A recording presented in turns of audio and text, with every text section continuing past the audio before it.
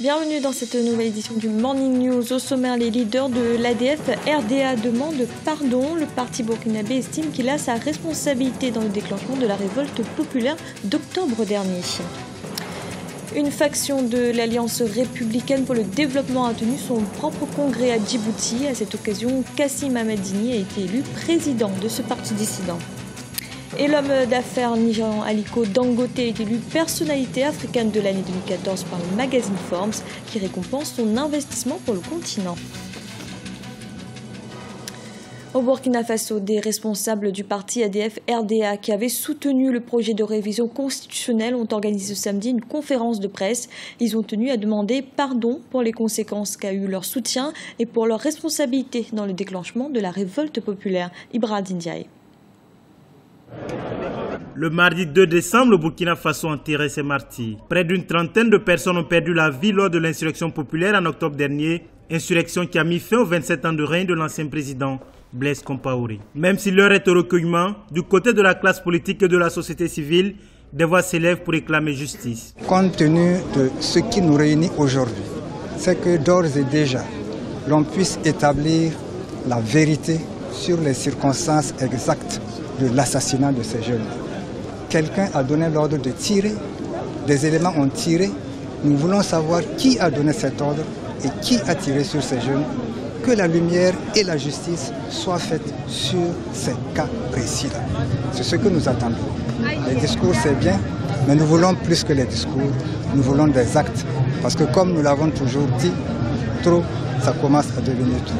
Les victimes de cette insurrection sont en majorité jeunes. Une leçon d'héroïsme et un devoir de mémoire pour certains activistes de la société civile. Au-delà de la justice pour ces martyrs, ils souhaitent le traitement rapide d'autres crimes de sang et économiques dans le pays. Nous sommes toujours là et que nous sommes déterminés à ce que tous les dossiers soient réouverts et que cette lutte-là n'ait pas été vaine, que ce sacrifice n'ait pas été vain, que enfin nous soyons passés de la 4e République à la République de tous les espoirs pour le peuple burkinabé. Ces personnes, ces martyrs ne sont pas tombés pour la paix et la démocratie pour rien. Derrière, nous prenons l'engagement de continuer la lutte pour leur mémoire. La charte signée le 16 novembre dernier a prévu de se pencher sur les questions judiciaires. À cette fin, le président Michel Kafando vient de créer la Commission de la réconciliation nationale et des réformes. Elle aura pour mission de renforcer la cohésion sociale et l'unité nationale. À Djibouti, le ministère de l'Intérieur vient de légaliser un nouveau parti dirigé par Kassim Ahmed Dini depuis le 21 novembre dernier. Ce nouveau parti porte le nom d'une formation déjà existante, l'Alliance républicaine pour le développement. Il s'agit donc d'une faction dissidente de l'ARD, une coexistence qui soulève des questions. Ibrahim Ndiaye. Nouveau président à la tête de l'Alliance républicaine pour le développement à Djibouti. Kassim Ahmed Dini, fils d'Ahmed Dini Ahmed, leader charismatique et grande figure de la vie politique djiboutienne, a été désigné à l'issue d'un vote à main levée. Un nouveau président qui fixe ses priorités et souhaite peser sur la vie politique djiboutienne et notamment sur le dialogue national. Pour ce qui est du dialogue, tout cela dépend des autres parties prenantes à l'USN si elles reconnaissent la validité non seulement du Congrès, mais également la reconnaissance par le ministère de l'Intérieur. Je me suis en qualité de président de l'ARD au terme du Congrès le 21 novembre. Si les autres partis de l'USN ne reconnaissent pas cette qualité et dénient aux congressistes de l'ARD le droit de librement choisir ses représentants, ses élus, cela poserait un problème de démocratie et nous en prendrons acte, parce que ce n'est pas ainsi que nous pouvons positivement militer en faveur de la démocratie à Djibouti. Pour ce qui soulève la question de la légitimité, le nouveau président de l'Alliance républicaine pour le développement reste ferme et refute la légalité de toute procédure d'exclusion. Ce qu'on appelle un parallélisme de forme. Seul un congrès est habilité à exclure définitivement un membre qu'il a lui-même élu lors d'un congrès précédent. C'est-à-dire qu'au dernier congrès, ce sont les congressistes qui ont élu le membre du Conseil national. Donc, il revenait aux congressistes de ce congrès de se prononcer sur une exclusion définitive ou pas. Tout ce que peut faire ce que la direction entre deux congrès, c'est procéder à une exclusion temporaire sur la base des faits avérés et uniquement après avoir entendu le membre incriminé. Donc, cette procédure d'exclusion est totalement illégale. Kassim Ahmed Dini succède ainsi à Ahmed Youssouf Oumed, président de la coalition de l'Union pour le salut national. La reprise du dialogue politique était très attendue par les Djiboutiens. L'un des enjeux de la stabilité politique est de donner un nouveau souffle à l'économie nationale dont la croissance se stabilise dans la moyenne de l'Afrique subsaharienne. En 2013, elle était de 5,5%. Au Gabon, une nouvelle figure de la majorité a rejoint l'opposition. Après Jean Ping et Jacques Adiaino, c'est au tour de Dijob Divungi Dinding de rejoindre les rangs du Front pour l'alternance. Un soutien de taille puisqu'il s'agit de l'ancien vice-président du chef de l'État défunt Omar Bongo. Un reportage de notre correspondant Douglas Toutoum. Dijob Divung Dinding, ancien vice-président de la République de 1997 à 2009, a décidé ce samedi à Libreville d'agrandir les rangs de l'opposition gabonaise. Après plus de 30 ans au service de la nation, le président de l'ADER, parti de la majorité présidentielle sous Omar Bongo, a au cours d'une déclaration officielle rejoint le front de l'opposition pour l'alternance.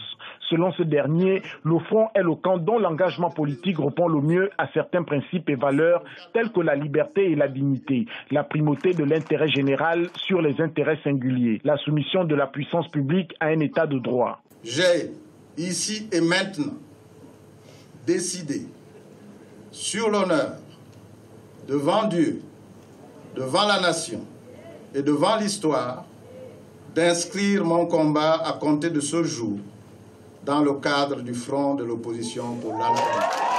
Pour le front, c'est une décision historique que vient de prendre l'ancien vice-président de la République.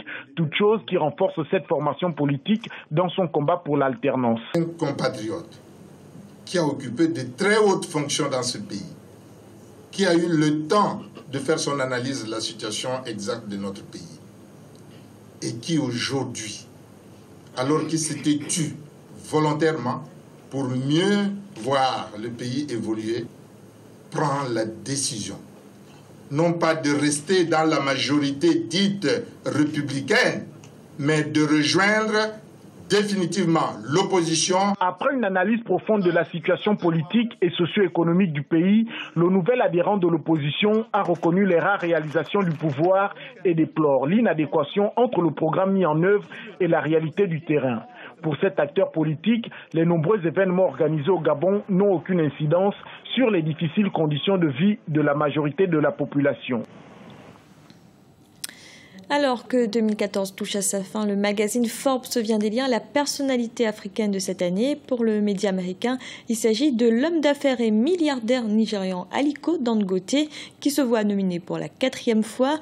Forbes souligne notamment les réalisations de sa fondation et ses investissements sur le continent africain hors du Nigeria. Ibrahim Ndiaye.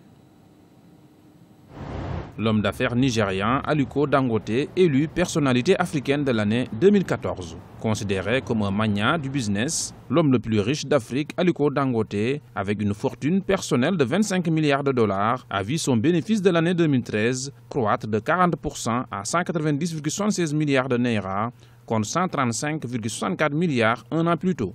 La plus grosse capitalisation boursière de la Nigerian Stock Exchange ne compte pas pour autant en rester là. La cimenterie Dangote prévoit en effet de doubler sa capacité de production de ciment à travers l'Afrique, la faisant passer à 40 millions de tonnes, et l'homme d'affaires ne compte pas s'arrêter là. Bien sûr qu'il y a des challenges, mais aucun n'est insurmontable, tant que nous restons soudés et déterminés à en triompher. Si nous unissons nos efforts, nous pourrons libérer l'Afrique de la pauvreté, de l'ignorance et de la maladie qui constituent les 3 obstacles à notre développement en tant que peuple. Pour les observateurs, la réussite de cet homme d'affaires n'est pas une surprise, car Aliko Dangote touche à plusieurs secteurs tels que l'énergie, l'agriculture et investit également dans plusieurs pays du continent. La réussite de l'homme nigérien, M. Aliko Dangote, s'explique tout simplement par le fait que c'est un visionnaire, de mon point de vue, dans la mesure où il a une vision globale macroéconomique de l'Afrique. Il s'intéresse énormément au continent. Il a commencé dans le secteur du ciment, chose qui est un choix stratégique qui est très très bien pensé dans la mesure où on sait que l'Afrique a besoin de construire. Le ciment, c'est la matière première. Donc Dangote s'est lancé dans un secteur qui est un secteur porteur pour l'Afrique. Aliko Dangote est à sa 4e nomination pour cette récompense. Il réalise également de nombreuses œuvres caritatives à travers le continent via sa fondation. La Côte d'Ivoire est le premier producteur mondial de cacao, une place de leader que les autorités souhaitent conserver. Pour cela, des réformes importantes ont été entreprises pour dynamiser la filière. Des réformes qui donnent leurs premiers résultats avec une augmentation de la production, notamment pour les coopératives. Un reportage de notre correspondant, Olivier Conan.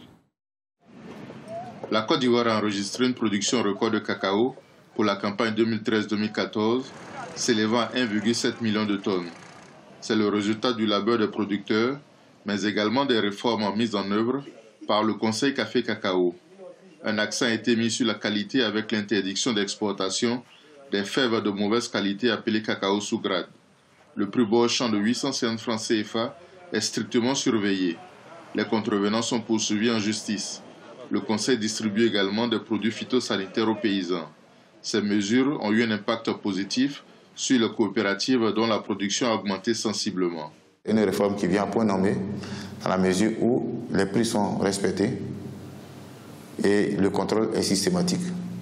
Le fait qu'il y a évidemment toute une traçabilité qui est en train d'être mise en place. Par le passé, on pouvait trouver des zones où le prix du cacao fixé par l'État de Côte d'Ivoire n'était pas respecté. Avec le système que le Conseil Café Cacao a mis en place, le respect il est vraiment total. Et la qualité, aujourd'hui, on ne pouvait pas s'imaginer qu'en moins d'un an, que la Côte d'Ivoire allait pouvoir produire du cacao de bonne qualité. Selon les statistiques du ministère de l'Agriculture, il existe 1539 coopératives de cacao en Côte d'Ivoire. Elles sont caractérisées par un nombre réduit de coopérateurs et la faiblesse de leurs capacités financières. Les coopératives accordent cependant des préfinancements et ristournent à leurs membres. Il y a une échéance qui est mise en œuvre et discutée avec le directeur. Quand ils arrivent à leur cacao, nous prévoyons cela. Et ce qui permet, n'est-ce pas, à ces coopérateurs, n'est-ce pas, de préfinancer et de faire venir du cacao. Les ristournes sont, n'est-ce pas, le résultat, n'est-ce pas, de la bonne gestion. C'est-à-dire qu'en fin d'année, en fonction de l'excédent qui est sorti, alors il y a, n'est-ce pas, une réunion l'AG qui se tient. Et le comité, comme ce que dit le coopérateur, décide pour dire, bon, nous voulons 10 francs ristourne, 50 francs ristourne. Le prix du cacao est fixé à 850 francs CFA le kilo pour la campagne 2014-2015 contre 750 francs CFA la campagne écoulée. Les coopératives assurent 20% de la commercialisation intérieure contre 15% pour les exportateurs et 65% pour les traitants. C'était le journal de la rédaction. Merci de l'avoir suivi. Retrouvez dans un instant une nouvelle édition de l'information.